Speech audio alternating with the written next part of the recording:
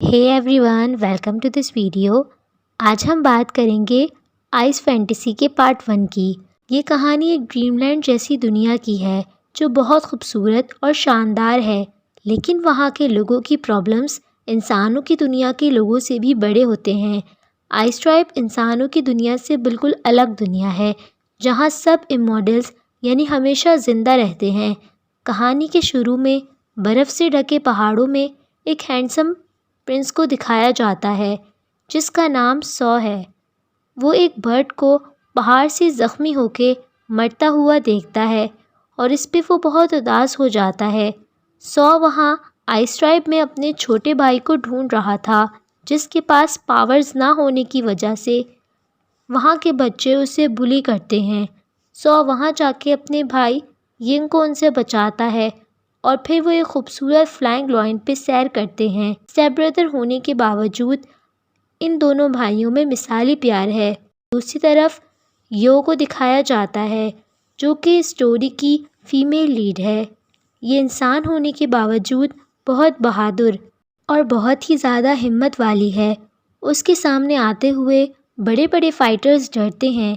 उसकी बहादुरी की वजह से ही सॉ उससे प्यार करता है और वो अपने आउल के ज़रिए उसको लेटर्स भेजता है और वो आउल उसके पास उसे लेटर्स देता है और यू बहुत खुश होती है और अपना पैगाम आउल के ज़रिए सॉ तक पहुंचाती है। सदियों पहले आइस ट्राइब और फायर ट्राइब के दरमियान अमन के लिए एक कॉन्ट्रैक्ट टूट जाने पर आइस ट्राइब की प्रॉब्लम शुरू हो जाती हैं। सॉ की बर्थडे पार्टी में एक मरमेड पहली नज़र में ही सॉ पर फिदा हो जाती है और उस पार्टी में फायर प्रिंस भी आया होता है और वो मरमेड पे बुरी नज़र रखता है और पार्टी ख़त्म होने के बाद वो उस मरमेड को तंग करता है, लेकिन सॉ वहाँ आ जाता है और उस मरमेड को बचा लेता है। लेकिन उसके बाद फायर प्रिंस से लड़ाई की वजह से सॉ के फादर उसको कैद में डाल देते हैं, लेकिन मसला यहाँ ख़त्म नहीं होता। अचानक फायर प्रिंस को कोई अनदेखी पावर जान से मार देती है। दूसरी तरफ फायर किंग, जो पहले ही आइस ट्राइब पे हमला करने का बहाना ढूंढ रहा था, अपने बेटे के यूं मर जाने पे आइस ट्राइब पे हमला कर देता है। इस हमले पे सब बहन भाई मर जाते हैं, बस सॉ और यिंग ही बचते हैं। फायर ट्राइब जंग जीतने के बाद सॉ के पेरेंट्स को कैद कर लेता है। उसी जंग में यिंग ज़ख्मी हो जाता है तो सॉ यिंग को लेके वहाँ से भाग जाता है। फायर ट्राइब आइस ट्राइब पे कब्ज़ा कर लेता है और वहाँ के सब लोगों को अपना ग़ुलाम बना लेता है और सॉ और यिंग को ढूंढने के लिए यॉन को उन्हें लाने का ऑर्डर देता है। दूसरी तरफ सॉ यिंग को लेके इंसानों की दुनिया में चला जाता है, जहाँ वो अपना गेटअप चेंज करके यिंग का इलाज करवाता है। लेकिन वो वहाँ कोई प्रिंस थोड़ी था, तो उसे पता चलता है कि इंसानों की दुनिया में इलाज के लिए पैसों की ज़रूरत होती है। फिर वो बर्फ़ की मूर्तियाँ बना के उन्हें बेचता है और फिर यिंग का इलाज करवाता है। दूसरी तरफ फायर ट्राइब की यॉन नामी लड़की को यिंग और सॉ के बारे में पता चल जाता है कि वो इंसानों की दुनिया में है और वो उन्हें ढूंढने वहाँ चली जाती है। दूसरी तरफ यिंग एक दरिया में गिर जाता है और वहाँ से निकलकर वो बहुत हैंडसम और जवान यिंग में बदल जाता है। यॉन यिंग को दरिया से निकालती है और उसे देखते ही उस पे अपना दिल हार बैठती है और उसे मालूम होता है कि ये वही है जिसे ढूंढने वो यहाँ आई थी। यॉन उसे अपना ग़ुलाम बना लेती है। दूसरी तरफ सॉ और यू की बहुत अच्छी दोस्ती हो जाती है और दोनों का प्यार बढ़ता ही चला जाता है। सॉ यिंग से मिलता है और उसे पहचान लेता है। फिर उन्हें पता चलता है यहाँ भी वो क्रिस्टल लीफ ढूंढ रही है जो सॉ ढूंढ रहा है। यॉन यिंग को एक पॉइज़न दे देती है, जिसे लेने के बाद यिंग को उसकी डोज चाहिए होती है और यिंग उसकी वजह से बीमार रहने लगता है और वो डोज सिर्फ यॉन के पास है, इसलिए यिंग यॉन के साथ रहने पे मजबूर हो जाता है। दूसरी तरफ क्रिस्टल लीफ सॉ को मिल जाता है और वो यिंग को दे के कहता है कि इसे यॉन को दे दे और उससे डोज लेके उससे आज़ाद हो जाए। लेकिन यॉन क्रिस्टल लीफ लेके भी यिंग को पूरी मेडिसिन नहीं देती, क्योंकि वो उसे अपने पास रखना चाहती थी और वो उससे प्यार भी करती थी। پھر سو کو پتہ چلتا ہے دوسرا کرسٹل لیف ڈریم کنگ کے پاس ہے اور وہ اس کے پاس جاتا ہے، لیکن وہاں ڈریم کنگ ڈریم میں ہوتا ہے اور سو بھی اس کے ساتھ ڈریم میں چلا جاتا ہے، اور پھر وہ اپنے آپ کو آئس ٹرائب میں یو کے ساتھ بہت خوش دیکھتا ہے اور دیکھتا ہے فائر کنگ یو کا دشمن بن گیا ہے، تو ہوش میں آ جاتا ہے اور ڈریم کنگ سو کے ساتھ دوستی کر لیتا ہے۔ دوسری طرف ینگ یونگ کو ایک امپائر سے بچاتا ہے اور اس سے اپنی میڈیسن نکلوا لیتا ہے، اور ینگ سو کے پاس واپس چلا جاتا ہے۔ سب بہت خوش ہوتے ہیں۔ پھر مرمیڈ سب کو اپنے گھر انوائٹ کرتی ہے اور وہاں فائر کنگ بھی موجود ہوتا ہے، اور وہ سو پہ حملہ کر کے اسے ایک فائر بال میں قید کر لیتا ہے۔ پھر ینگ وہاں سے اسے آزاد کرواتا ہے، اور سو کے ٹھیک ہونے کے بعد اس کی پاورز ختم ہو جاتی ہیں اور وہ اپنے آپ کو بیکار سمجھنے لگتا ہے۔ یو اسے حوصلہ دیتی ہے اور اس کے ساتھ رہتی ہے اور اسے بہت سمجھاتی ہے۔ دوسری طرف ینگ ایک پلان بناتا ہے اور باقی ریاستوں کے کنگز کو جمع کر کے ان سے فائر کنگ کے خلاف آئس ٹرائب کا ساتھ دینے کی ریکویسٹ کرتا ہے، اور سب مان جاتے ہیں، اور وہ مرمیڈ سے کہتا ہے تم اپنے پیار کے جال میں فائر کنگ کو پھنساؤ اور اس سے شادی کر لو۔ ینگ روپ بدلنے کا ماہر ہوتا ہے، اس لیے وہ سوچتا ہے شادی کی رات وہ مرمیڈ بن کے فائر کنگ پہ حملہ کر دے گا۔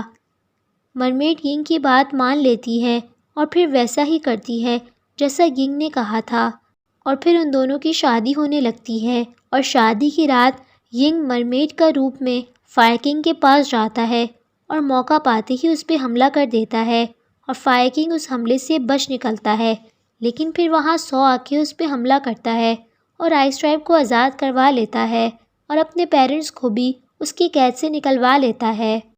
پھر سب بہت زیادہ خوش ہوتے ہیں، اور سو اور ینگ دونوں میں آئس کنگ بننے کا جھگڑا شروع ہو جاتا ہے۔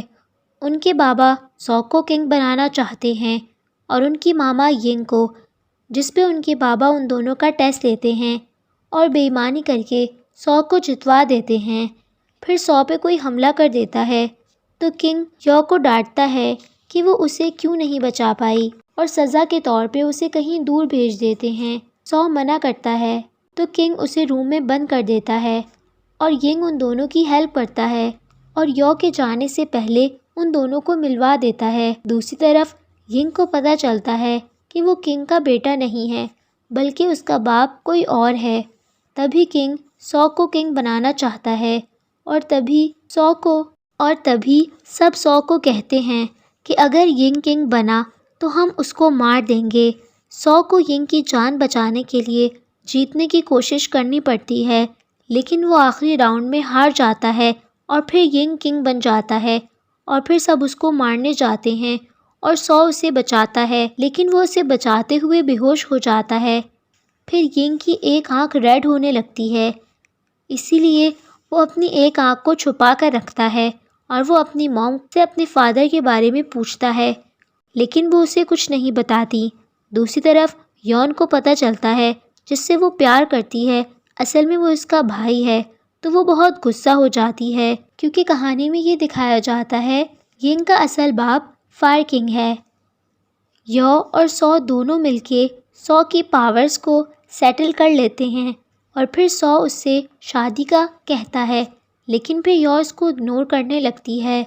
دوسری طرف ینگ کو معلوم ہو جاتا ہے کہ وہ فائر کنگ کا بیٹا ہے، اور وہ اس سے لڑنے جاتا ہے، اور فائر کنگ اسے دھمکی دیتا ہے کہ وہ یہ سچ سب کو بتا دے گا، جس پہ ینگ واپس چلا جاتا ہے۔ پھر ینگ مرمیڈ کو پرپوز کرتا ہے، لیکن وہ اسے کہتی ہے وہ صرف سو سے پیار کرتی ہے، اور پھر ینگ سو کے روپ میں اس سے ملتا ہے اور پھر پرپوز کرتا ہے، جس پہ مرمیڈ خوشی سے پاگل ہو جاتی ہے اور آنکھوں پہ پٹی باندھ کے ڈانس کرتی ہے۔